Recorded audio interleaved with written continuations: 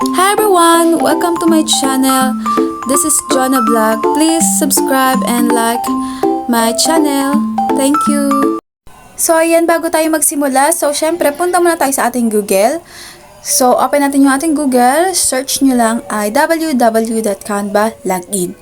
So ako ay meron ng account sa Canva. So magla-login na lang ako. So make sure muna na meron na kayong nagawang account sa Canva para makapag-edit kayo doon. At makagawa kayo ng digital product nyo doon. So, ayan. Search natin, www.canva login. So, ayan ang lalabas. Canva. Yung pinakauna na yan. So, i-click lang natin yan.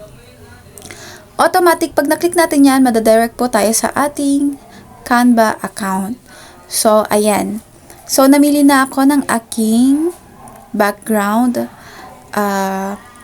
design.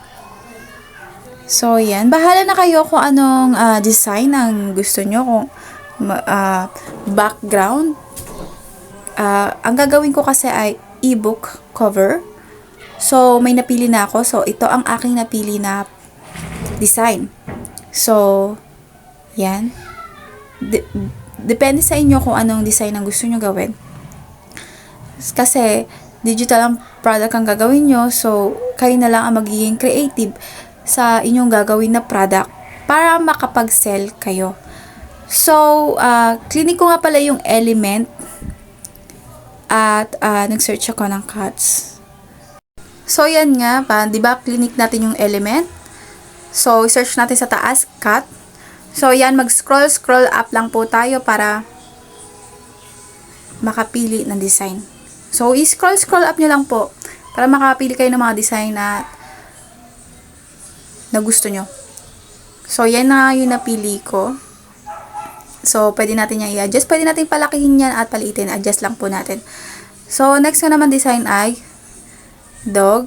Just search dog. And then, yan. Yan na yung lalabas. So, mag-scroll up lang.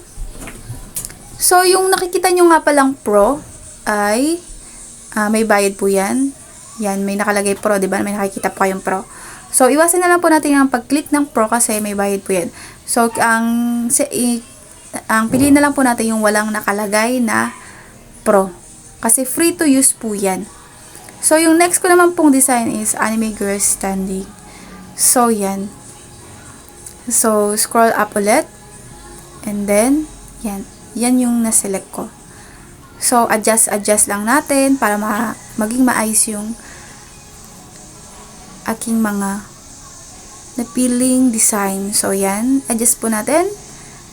And then, syempre, dagdagan na rin po natin ng text. So, click nyo lang po yung nakalagay na text sa baba. And then, mamili po kayo ng mga design doon. Tapos, ang gawin nyo na lang po, edit nyo po.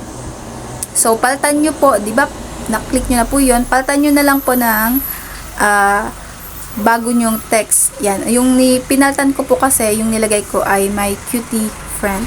So, yan. So, pwede nyo rin siyang i-adjust ng color. Pwede nyo siyang palitan. So, yan. So, papalitan po natin yung kulay ng text ko sa taas. Gagawin ko siyang black. So, kayong bahala yung design nyo. Nasa inyo yan. Sa color, sa text naman, pwede nyo rin naman siyang palitan ng color na gusto nyo din. So, yan nga pala. Adjust lang natin. Paliliitin natin ng konti. And then, yan. And then, pag natapos na pala yan, guys, pwede nyo na siyang i-download. Yung nakikita nyo arrow sa taas, i-click nyo lang yan. Para ma-download nyo yan. Siyempre, bago nyo pala siya download, so, i-copy nyo muna siya sa template link. I-click nyo muna yung inyong template link. Tapos, pag na-click nyo na yung template link, iyan, i-copy nyo yung link. Kasi, di ba, isi-sell nyo nga siya. So, isi-sell nyo nga pala siya Kung saan nyo siya pwede i-sell ay doon sa, punta kayo sa rocket.ph. Sa rocket.ph, yung digital product na gawa nyo dyan, na na-save nyo sa Canva, di ba yan? Ayan, nakita nyo yung template link. So, click nyo yung template link na yan. Click nyo yung nakalagay na create template link. Tapos yan, yung nakita nyo pa yung link, i-copy nyo po yan. Kasi, isi-sell nyo siya, diba? So, punta kayo sa rocket.ph, gawa kayo doon ng account, mag-sign up po kayo sa rocket.ph. Tapos, yan, yung link na yan, i-paste nyo yan doon. Magagamit nyo yan doon. So, doon nyo masisell yung product nyo. Tapos, yan. Tapos, mada-download nyo rin po siya. Yan, punta po tayo. Download po natin. Nakita nyo po yung download. Click nyo po yan. Tapos, hintayin nyo lang po. Mada-download po yan. Mapupunta po yan sa inyong PDF file. So, sa PDF file, masisave po yan sa inyong PDF. And then, pag nasave na po yan sa inyong PDF, yan, click nyo po yung download. Pag nasave nyo po yan sa inyong PDF, save nyo po yan sa inyong PDF, mapopost nyo po yan sa rocket.ph. So, una nga po pala, ay gawa muna po kayo ng sign up po muna kayo sa rocket.ph. Gawa po muna kayo ng account sa rocket.ph. Tapos, yung digital product nyo nga po na na-download dito, na nakalagay na po sa PDF, i-post nyo na po sa inyong sa rocket.ph.